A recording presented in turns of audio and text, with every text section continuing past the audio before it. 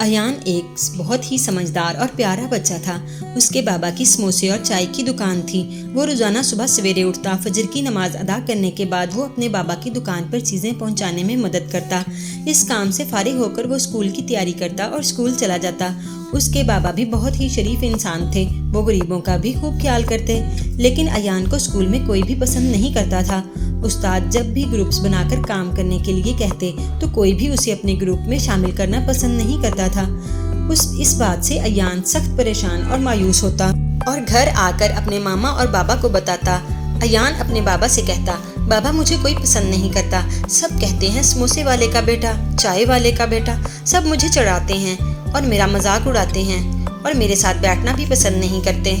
अयान अपनी माँ से कहता, माँ प्लीज़ आप बाबा से कहें वो ये काम छोड़ दें ताकि मेरे क्लासमेट्स भी मुझे पसंद करें। बाबा के इस काम की वजह से कोई मेरे साथ ताल्लुक़ नहीं रखना चाहता।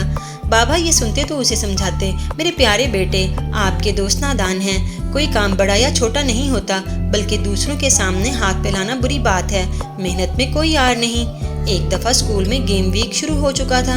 सभी बेहतर गेम पार्टनर्स की तलाश में थे। अयान को कोई गेम पार्टनर बनाने के लिए तैयार नहीं था। सीढ़ियों के पास अयान को राइम नजर आया। अयान ने राइम से कहा, क्या तुम मुझे अपना गेम पार्टनर बनाओगे? तो राइम फौरन से बोला, मैं गेम पार्टनर ढूंढ रहा हूँ, मुझे चाय या समोसे नहीं बनवाने हैं। अयान रूहान सा होकर वहाँ से चल पड़ा।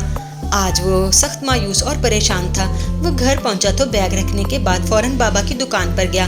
बाबा जानी प्लीज़ आप ये काम छोड़ दें, आप कोई और काम करें, सब मेरा मजाक उड़ाते रहते हैं। अयान के बाबा इसे अपने पास बुलाते हैं और कहते हैं, आओ मैं आपको चाय बनाना सिखाऊं। वो अयान को बहलाना चाहते थे। ताकता ही हुआ था। वो काम में मसरूफ होकर सब कुछ भूल चुका था। स्कूल में स्पोर्ट्स वीक खत्म होने के बाद स्कूल फॉरेस्ट ट्रिप के चर्चे आम थे। ट्रिप के साथ जाना था, वो भी तैयारियों में मसरूफ था। क्लास टीचर्स ने बच्चों को 5-5 के ग्रुप में तकसीम कर दिया और सबको एक साथ रहने और हिदायत पर सख्ती से अमल करने की तलकीन की। आज सुबह ट्रिप की तैयारी करते हुए अयान के बाबा ने इसके बैग में कुछ समोसे और चाय बनाने का सामान भी रख दिया था और खाने पीने की कुछ बाकी चीज़ें भी इसे दे दी थी। बाबा मैं समोसे और चाय का सामान नहीं लेकर जाऊंगा, सब मेरा मजाक उड़ाएंगे। अयान के बाबा कहते हैं, बेटा आप रख लो, अगर ज़रूरत पड़ी तो निकाल लेना, वरना आपके बैग में ये चीज़ें पड़ी रहेंगी। स्कूल पहुंचने पर सभी बच्चे बस में सवार होकर रवाना होते हैं। टीचर्स भी बच्चों के साथ होते हैं। जंगल पहुंचने पर सभी बच्चे अपने खेल और एडवेंचर में मसरूफ हो जाते हैं। अयान और इसके ग्रुप के बाकी बच्चे भी खेल कूद में मसरूफ होते हैं। राइम इनका ग्रुप लीडर होता है। सबको इसकी बात मानकर चलना पड़ता है। वो अयान से सख्त चिढ़ता है। अयान को अपने ग्रुप में वो बिल्कुल बर्दाश्त नहीं कर पा रहा था। वो उसे सजा देने के बारे में सोचता है। वो अपने पूरे ग्रुप बाकी लोगों से कुछ दूर ले जाता है और उसे पता ही नहीं चलता कब वो काफी दूर निकल आते हैं और रास्ता भूल जाते हैं। राइम जो कि अयान को सजा देना चाहता था, बड़ी मुसीबत में फंस चुका था। ग्रुप लीडर होने की हैसियत से उसे इस मुश्किल से निकलने के बाद ही सख्त सजा का सामना करना पड़ना था। रास्ता तलाश करते करते वो काफी दूर निकल आए थे।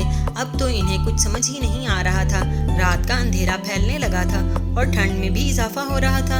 इनके पास खाने पीने की जो अशिया थी वो भी खत्म हो चुकी थी। इधर स्कूल की इंतजामिया और उस्ताद भी इन्हें ढूंढ रहे थे। सख्त परेशानी में राइम को कुछ सुझाई नहीं दे रहा था कि अचानक बारिश होने लगी और ओले पड़ने लगे। अब तो सख्त सर्दी हो गई। अयान राइम से कहता है, मेरा ख्याल है हमें एक जगह पर क़याम करना चाहिए, हमें आगे नहीं बढ़ना चाहिए, ऐसा ना हो कि हम मजीद भटक जाएं। राइम कहता है, हमारे पास खाने पीने के लिए भी कुछ नहीं और खुद को गर्म करने का भी इंतजाम नहीं। अयान फौरन बोलता है, ऐसा नहीं है, मेरे बैग में चाय बनाने का सामान मौजूद है जिससे हम खुद को गर्म भी रख सकते हैं और कुछ समोसे भी हैं जो कि हम खा सकते हैं। राइम अयान की बात सुनकर शर्मिंदा होता है। अयान अपने बैग से सामान निकालता है, लेकिन ये क्या, हमारे पास तो पानी का कोई इंतजाम ही नहीं है, पानी तो खत्म हो चुका है। राइम फौरन बोलता है। अयान कहता है, अगर काम करना आता हो तो आइडियाज भी आ जाते हैं।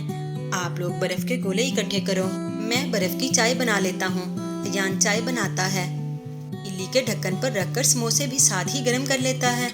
वो सब चाय पीते हैं और समोसे खाते हैं। समोसे खाते हुए राइम कहता है, ये मोटू समोसे हैं, ये बहुत ही मज़े के हैं। अयान बताता है, मेरे बाबा कुछ बड़े समोसे बनाते हैं और इसके पैसे भी ज़्यादा नहीं लेते ताकि ख़रीदने वालों को इससे फ़ायदा हो। इस वजह से ज़्यादा लोग मेरे बाबा से समोसे खरीदने आते हैं और चाय पीते हैं। अब अभी वो ये बातें कर ही रहे होते हैं कि टीचर्स और इंतजामिया इन तक पहुंच जाती है। उन्हें देखकर सब खुश होते हैं और राइम आज कह रहा होता है, मैं तो अयान का फैन हो गया हूँ, इसकी वजह से आज ही हमारी जान बची है। अगर आज इसके हाथ की चाय ना होती तो हम जिंदा ना होते। सभी अयान की तारीफ कर रहे होते हैं। उसाद भी अयान से खुश होते हैं। राइम अयान से माफी मांगता है और सभी कहते हैं, अब तो हम अयान के बाबा की दुकान पर जाएंगे, मोटू समोसे खाएंगे और बर्फ की चाय भी पियेंगे।